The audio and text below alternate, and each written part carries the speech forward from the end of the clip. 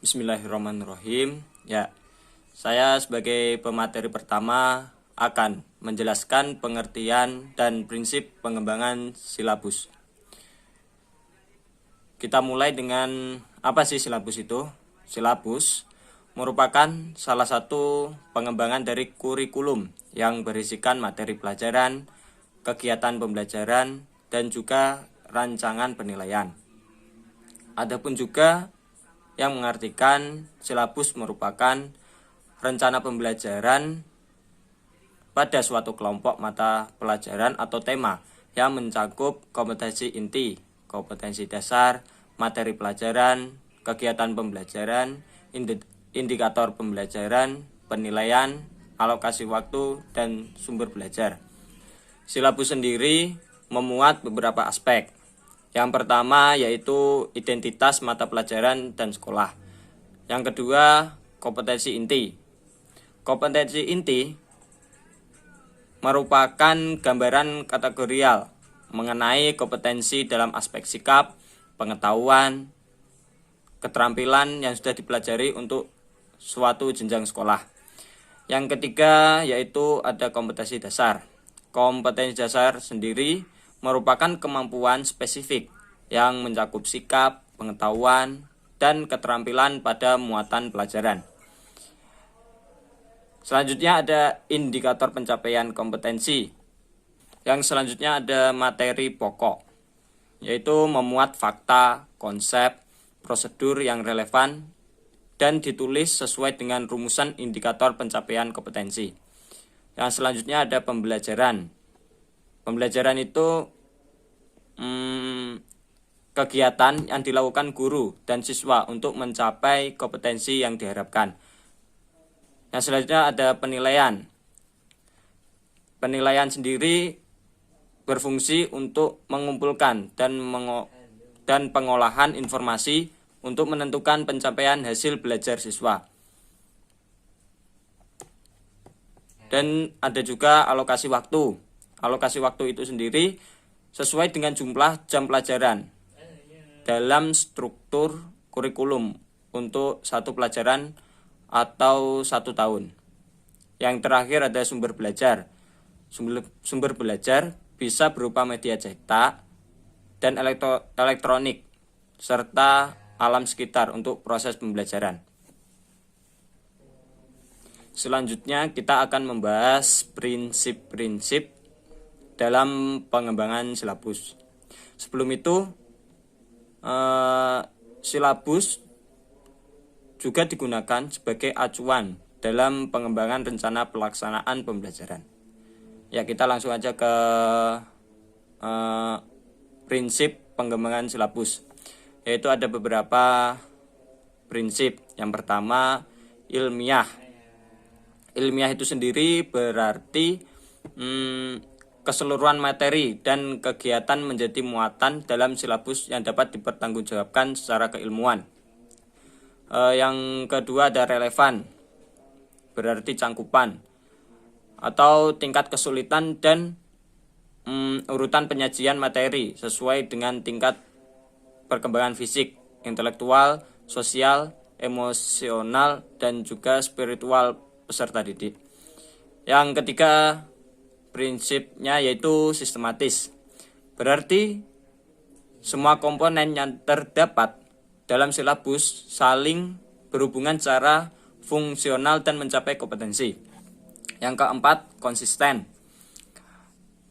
yaitu adanya hubungan yang konsisten antara kompetensi dasar, indikator, materi pelajaran, kegiatan pembelajaran, dan juga sistem penilaiannya. Yang kelima prinsipnya yaitu memadai. Memadai yaitu cangkupan indikator, materi pelajaran, kegiatan pembelajaran, sumber belajar, dan sistem penilaian cukup untuk menunjang pencapaian kompetensi dasar. Semuanya itu harus memadai. Yang selanjutnya ada aktual dan konstekstual, yaitu memperhatikan perkembangan ilmu teknologi dalam kehidupan nyata dan peristiwa yang terjadi. Yang selanjutnya yaitu fleksibel, yang artinya silabus dapat mengakomodasi keberagaman peserta didik yang terjadi di sekolah, di lingkungan masyarakat, serta keberagaman etnis, suku, ras, agama, dan sosial budaya. Yang terakhir ada menyeluruh, artinya silabus mencakup keseluruhan ranah kompetensi, yaitu afektif, kognitif, dan psikomotorik. Hanya itu yang bisa saya sampaikan. Materi selanjutnya akan dijelaskan oleh pemateri berikutnya. Sekian dari saya. Langkah-langkah dalam pengembangan silabus yaitu yang pertama, mengkaji standar kompetensi. Hal yang harus diperhatikan dalam mengkaji standar kompetensi yaitu urutan berdasarkan tingkat kesulitan materi. Yang kedua yaitu adanya keterkaitan antara standar kompetensi dan juga kompetensi dasar dalam mata pelajaran. Yang kedua yaitu mengidentifikasi materi pokok. Hal yang harus diperhatikan dalam mengidentifikasi materi pokok yaitu potensi peserta didik, kebermanfaatan bagi peserta didik. Yang ketiga yaitu mengembangkan kegiatan pembelajaran. Nah, kegiatan pembelajaran ini sangat berguna sekali bagi seorang guru untuk memberikan kemudahan dalam proses pembelajaran nanti. Minimal kegiatan pembelajaran ini mengandung kegiatan pembelajaran peserta didik dan juga materi pelajaran yang akan diajarkan nanti. Yang keempat yaitu merumuskan indikator. Nah, indikator itu dikembangkan untuk karakteristik peserta didik dan juga mata pelajaran. Indikator ini yaitu sebagai alat penyusun penilaian. Yang kelima yaitu menentukan jenis penilaian. Nah, penilaian ini berdasarkan indikator yang tadi.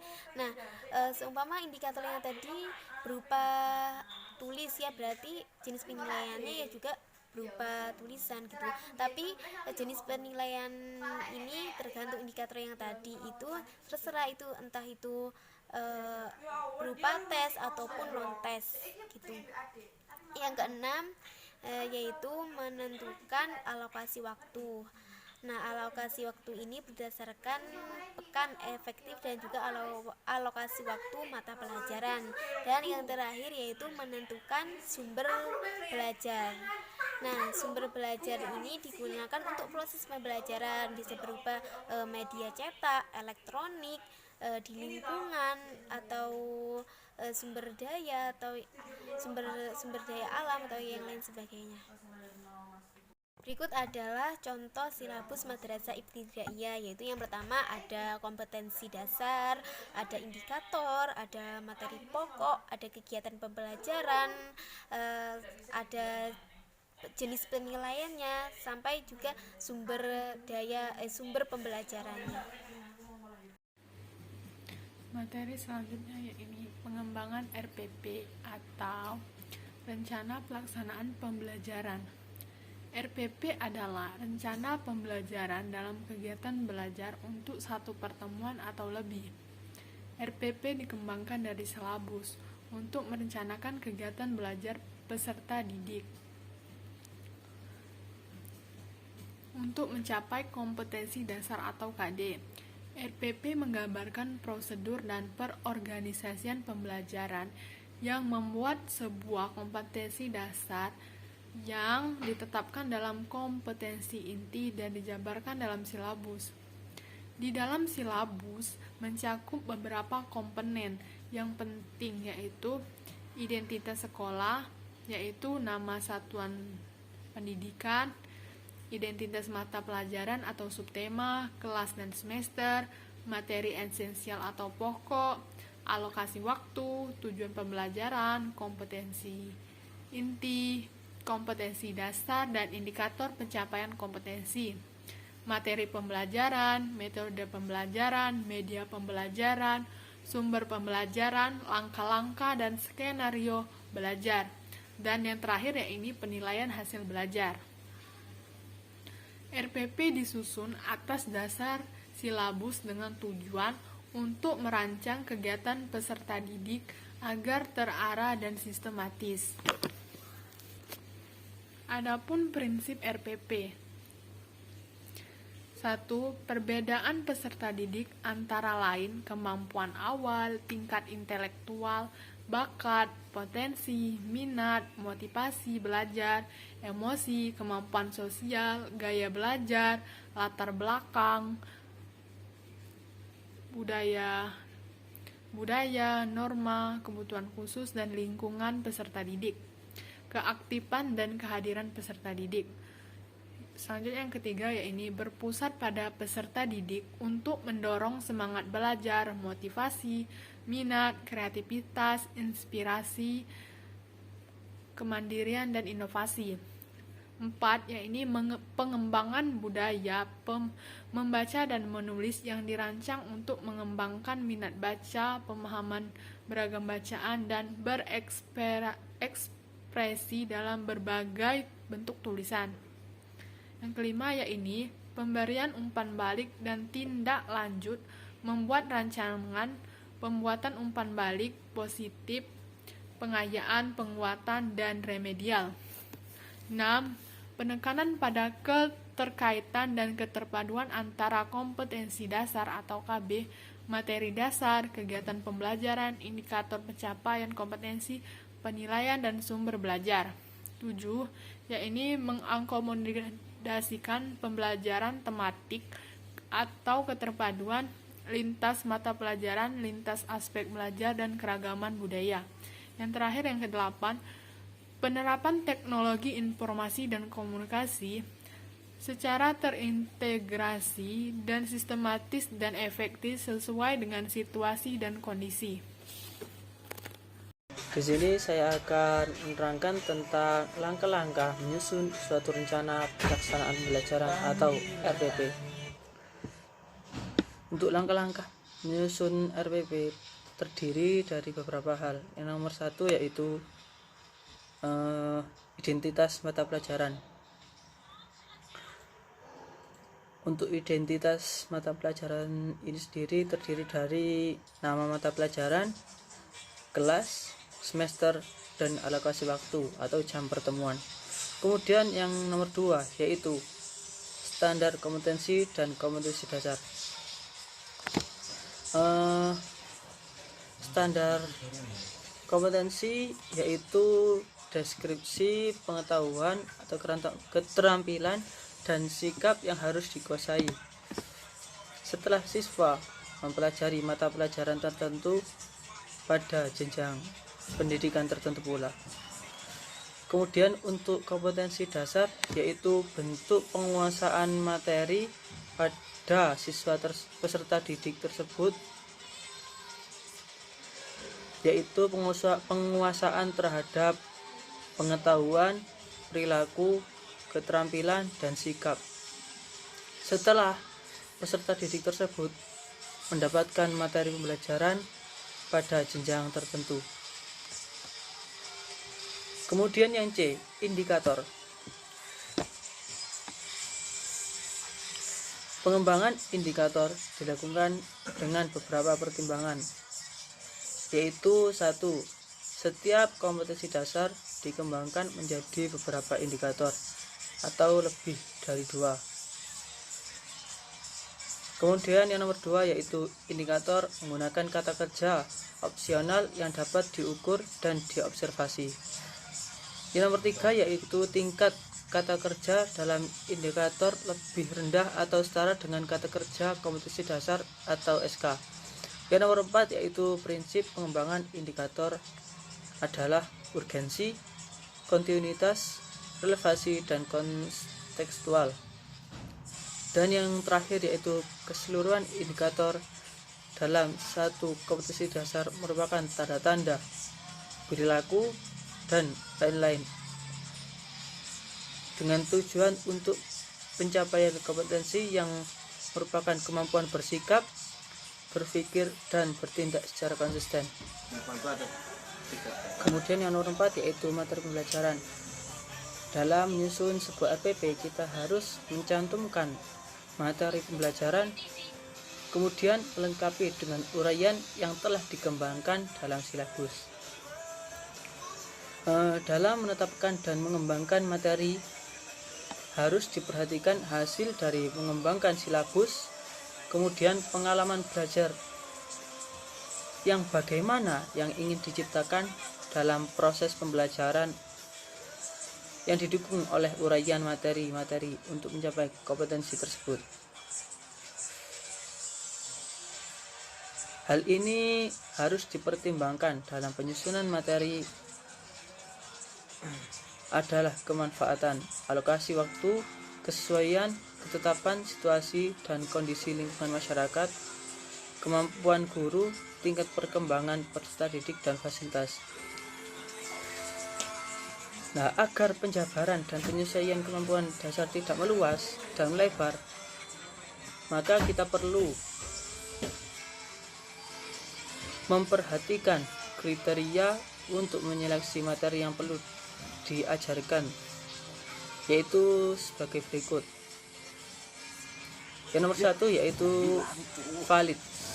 Artinya materi yang akan diterangkan atau dituangkan dalam pembelajaran harus valid dan juga harus teruji dalam kesohihannya atau kevalidannya.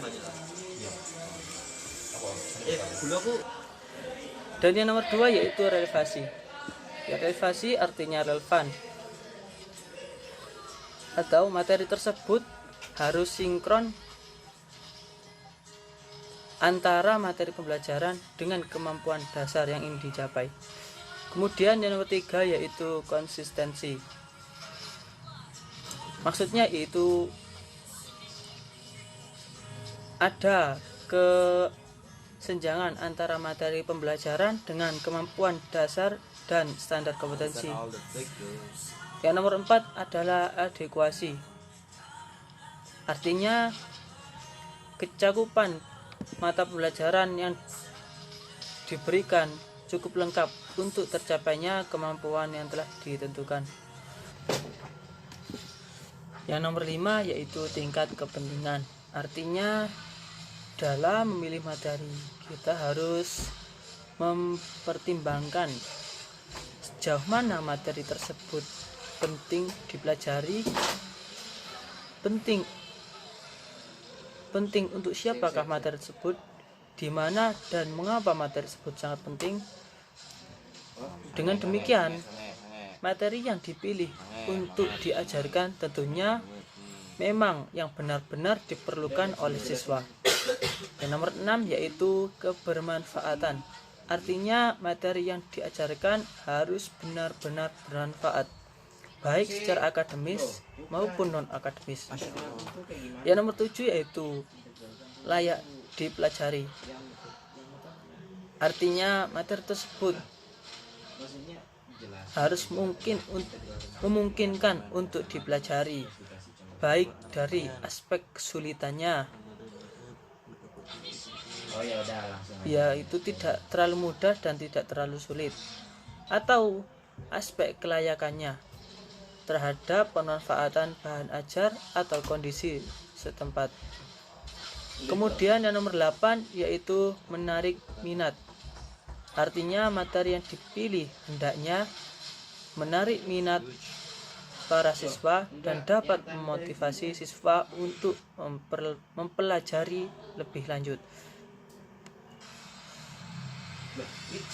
Kemudian langkah yang nomor 5 yaitu tujuan pembelajaran.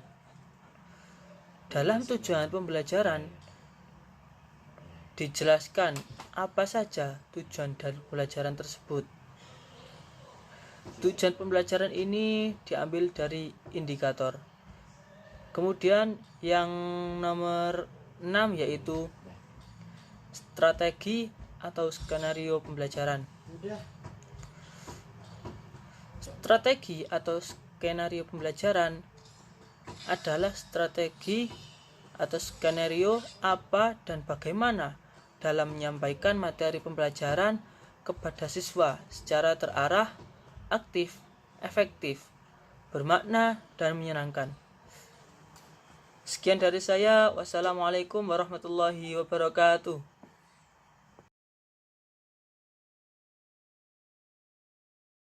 Thank you.